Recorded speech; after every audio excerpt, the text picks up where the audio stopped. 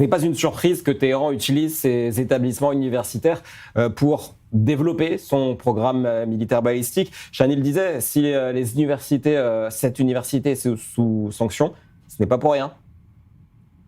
C'est pas pour rien. On a vu ça aussi en Syrie, ces soi-disant centres de recherche qui sont en fait des caches pour développer des armes, surtout non conventionnelles, le chimique en particulier ou le biologique, et donc évidemment une menace extrêmement inquiétante dont il fallait se débarrasser à tout prix, ce qui a été le cas, on sait évidemment, de par le passé.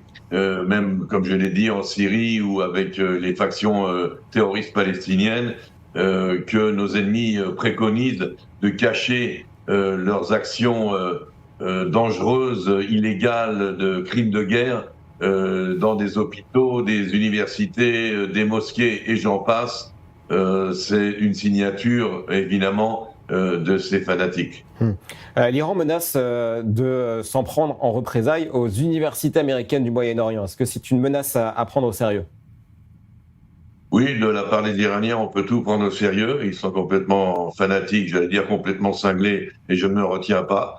Et donc, il faut effectivement craindre, surtout que, puisqu'ils n'arrivent pas à vraiment toucher, ils ont eu deux, trois succès, bon, c'est vrai, mais en gros, ils n'arrivent pas vraiment à toucher ni les intérêts américains importants, ni les endroits stratégiques au sein d'Israël.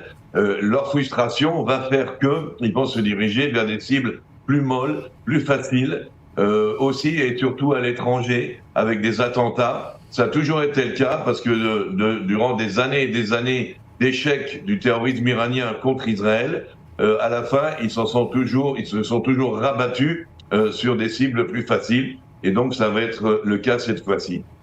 Alors, une usine pétrochimique aurait également été frappée ce matin, selon les autorités locales.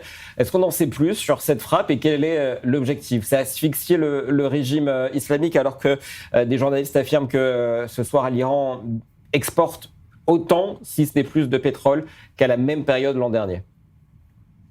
Oui, alors, à court terme, effectivement, les affaires marchent bien pour les Iraniens. Ils ne sont pas véritablement encore dans la crise économique qui les menace.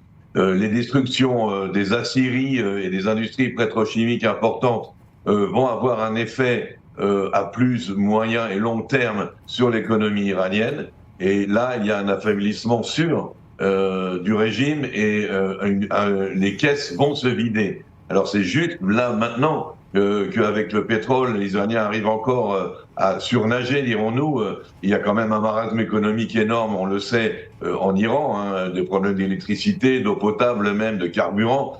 Mais les véritables effets économiques vont avoir lieu un peu plus tard. Il ne faut pas oublier qu'on a essayé d'épargner, d'ailleurs, en partie, et effectivement, tout ce qui était pétrolifère, énergétique en Iran pour ne pas affaiblir le pays entier et punir la population iranienne. Aujourd'hui, effectivement, les Américains, Donald Trump, se trouvent devant un dilemme. C'est maintenant ou jamais qu'il doit détruire l'asymétrie qui retarde la victoire américaine. Il doit d'abord, fixer l'objectif. Est-ce que l'objectif est la chute du régime ? Car si ce n'est pas la chute du régime, pourquoi a-t-il commencé ? Et si c'est bien l'objectif, eh bien maintenant il faut décider, c'est où un accord est atteint aujourd'hui, où il faut effectivement attaquer l'île de Karg, les intérêts pétrolifères et tout ce qui est l'énergie pour entraîner une chute du régime.